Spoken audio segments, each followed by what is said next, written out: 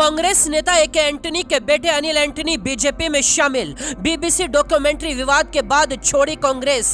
2024 में कांग्रेस के लिए बनेंगे चुनौती, अब वायनाड में राहुल को देंगे टक्कर। अनिल एंटनी कांग्रेस के दिग्गज नेता और पूर्व रक्षा मंत्री एके एंटनी के बेटे आज भारतीय जनता पार्टी में शामिल हो गए। बीजेपी का दामन थामते ही अनिल एंटनी ने कांग्रेस पर तीखा हमला बोला। बीजेपी ज्वाइन करने के बाद उन्होंने क्या कहा है वो बताएं, उससे पहले देखिए उन्होंने कांग्रेस का साथ छोड़ा क्यों था।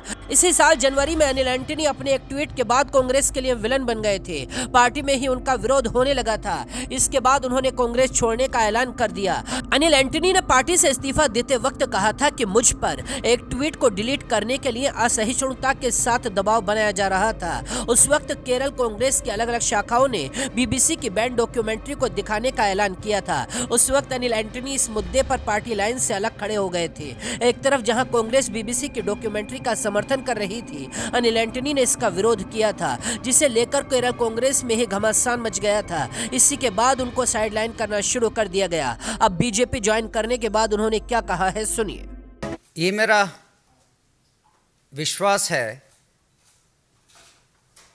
विश्वास है कि धर्मो रक्षति रक्षिताः, धर्मो रक्षति रक्षिताः। आजकल कांग्रेस के कई नेता और कार्यकर्ता मानते हैं कि उनका धर्म एक परिवार के लिए काम करना है, लेकिन मुझे लगता है कि मेरा धर्म इस राष्ट्र के लिए काम करना है।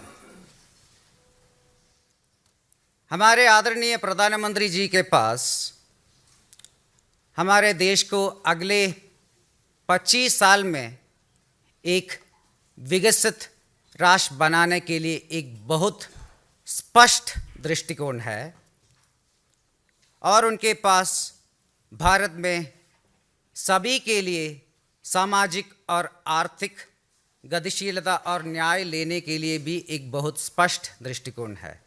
लोकसभा चुनाव 2019 में केरल के वायनाड से राहुल गांधी को जिताने में अनिल एंटनी ने बड़ी भूमिका निभाई थी। साल 2019 के लोकसभा चुनाव में पार्टी का डिजिटल वॉर रूम तैयार करने के साथ साथ उन्होंने राहुल गांधी के लिए वायनाड संसदीय क्षेत्र का सोशल मीडिया हैंडल भी संभाला था।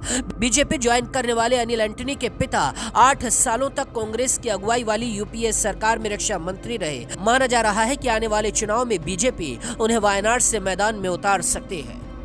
बाकी खबरों के लिए देखते रहिए जनसत्ता.com।